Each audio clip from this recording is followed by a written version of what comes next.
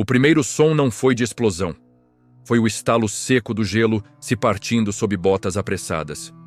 Um ruído curto, quase íntimo, engolido pela vastidão branca do leste europeu. O ar estava pesado, imóvel, como se o mundo prendesse a respiração. Em algum ponto entre a noite e a madrugada, motores roncaram longe demais para serem vistos, perto demais para serem ignorados. A guerra, mais uma vez, não chegou anunciando glória. Chegou como um sussurro que prometia ruína. Havia um plano. Não um plano limpo, elegante, desses que cabem em mapas bem desenhados. Era um plano construído sobre improviso, desespero, cálculos humanos falhos e uma confiança quase irracional de que, mesmo quando tudo parecia perdido, ainda existia uma saída. Ele não nasceu nos salões iluminados de Berlim, nem nos corredores silenciosos de Londres. Ele emergiu do atrito constante entre o impossível e o inevitável. E funcionou apesar de tudo. As primeiras semanas da guerra haviam ensinado uma lição cruel. Quem esperava a lógica do conflito morreria confuso. A Blitzkrieg avançava como uma lâmina quente atravessando manteiga, rápida, precisa, implacável. Cidades caíam antes que seus habitantes entendessem o que estava acontecendo. Estradas se enchiam de refugiados, crianças agarradas a bonecas sem olhos, idosos puxando malas que pareciam pesar mais que a própria vida. O cheiro de combustível queimado se misturava ao de pão velho e medo. A Europa estava sendo redesenhada à força. Em meio a esse colapso, surgia uma pergunta silenciosa, repetida em salas fechadas e trincheiras abertas. Como resistir a algo que parece imparável? Não havia resposta clara, só tentativas. Algumas falhariam com estrondo. Outras, discretamente, mudariam o curso da história. O plano não era uma manobra única, nem um golpe espetacular. Era um mosaico de decisões pequenas, conectadas por uma ideia maior: ganhar tempo. Tempo para respirar, para reorganizar, para sangrar o inimigo, até que sua própria força se tornasse um fardo. Era um plano que aceitava perdas como parte do cálculo, que sabia que cidades seriam sacrificadas, exércitos cercados, populações inteiras condenadas ao sofrimento. Um plano que só poderia funcionar se homens e mulheres comuns aceitassem carregar o peso de escolhas que nunca pediram para fazer. No leste, o inverno se aproximava como um aliado silencioso. Não um salvador romântico, mas um juiz implacável. A neve não escolhia lados. Ela matava alemães e soviéticos com a mesma indiferença. Congelava dedos, emperrava armas, transformava estradas em armadilhas de lama e gelo. O plano sabia disso, contava com isso. Apostava que a máquina de guerra mais avançada da época também era, paradoxalmente, frágil diante do frio eterno.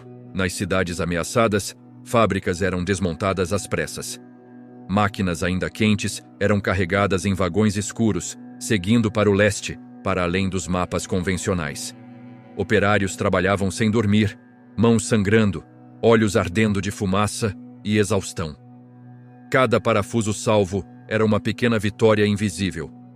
Cada linha de produção realocada era uma promessa de que a guerra não seria decidida apenas naquele momento. O plano exigia silêncio. Exigia que o mundo acreditasse que tudo estava ruindo, mesmo quando algo estava sendo cuidadosamente preservado sob os escombros. Enquanto jornais anunciavam derrotas e rádios transmitiam discursos de aço, havia outro movimento acontecendo, lento, subterrâneo, quase clandestino. Um movimento que entendia que sobreviver era, naquele instante, a forma mais radical de resistência. Soldados cavavam posições não para avançar, mas para atrasar. Não para vencer batalhas gloriosas, mas para perder do jeito certo. Cada retirada era calculada, cada ponte destruída no segundo exato. O cheiro de explosivos se tornava familiar, quase reconfortante, porque significava que o inimigo teria de parar, reconstruir, pensar. E pensar, na guerra, custa vidas. Havia momentos em que o plano parecia um delírio coletivo, quando divisões inteiras desapareciam cercadas.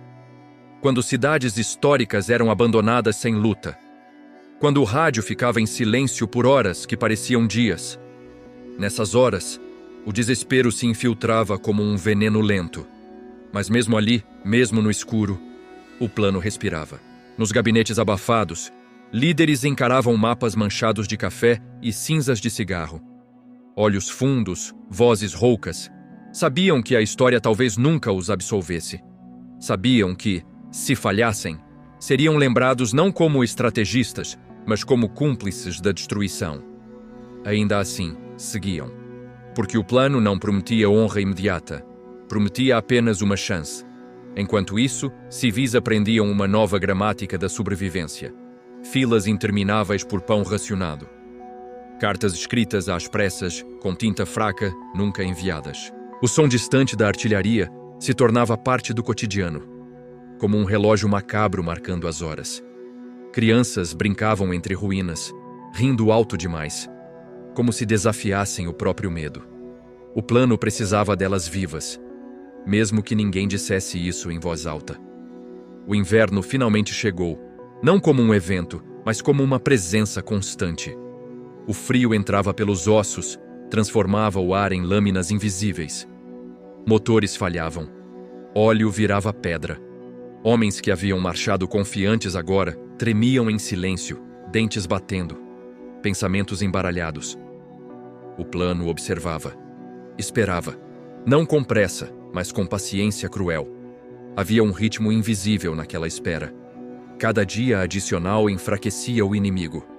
Cada noite congelante roubava mais um pouco da ilusão de invencibilidade. O plano não precisava derrotar o adversário de uma vez.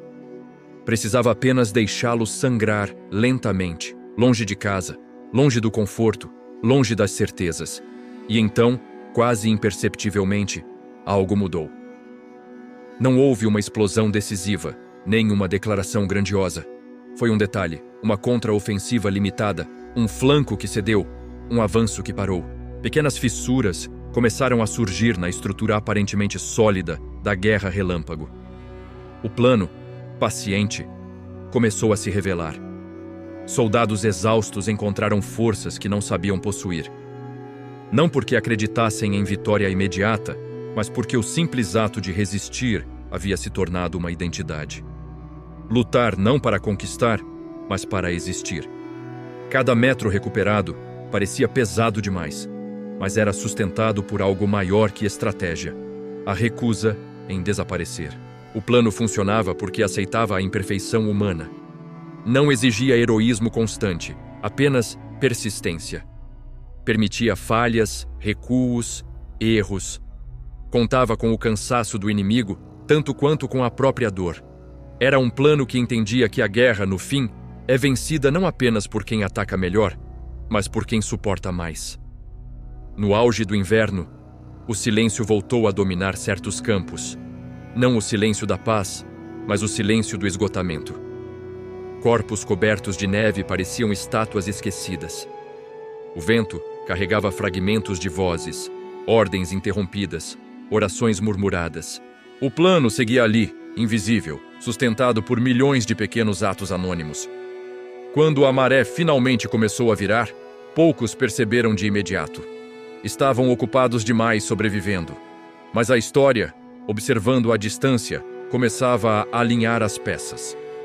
O plano que ninguém acreditava, que muitos criticaram, que parecia cruel demais para ser defendido, havia criado as condições para algo raro: esperança. Não uma esperança ingênua, mas uma esperança dura, conquistada a custo de vidas, cidades e anos de sofrimento. Uma esperança que não prometia um final feliz, apenas a possibilidade de continuar. O plano não venceu a guerra sozinho, mas sem ele, tudo teria terminado ali, naquele inverno interminável. E quando o gelo começou a derreter, revelando o solo marcado por trilhas de tanques e ossos humanos, ficou claro que algo irreversível havia acontecido. A guerra continuaria, o sofrimento também, mas o mito da invencibilidade havia sido quebrado. E isso, mais do que qualquer batalha, mudou o destino do mundo. No fim, o plano que funcionou apesar de tudo não foi apenas uma estratégia militar. Foi um espelho cruel da condição humana. Mostrou que sobreviver às vezes exige escolhas que mancham a alma, que resistir nem sempre parece nobre no momento em que acontece. E que, mesmo cercado pelo caos, o ser humano é capaz de transformar tempo, frio e dor em armas silenciosas contra o próprio fim. Quando o último eco daquela fase da guerra se dissipou, não houve celebração. Apenas um cansaço profundo, quase sagrado. A neve, agora suja de lama, cobria tudo como um lençol pesado. O plano havia cumprido seu papel. E o mundo, ferido e mais velho, seguia em frente carregando a memória de um momento em que tudo quase acabou. E não acabou.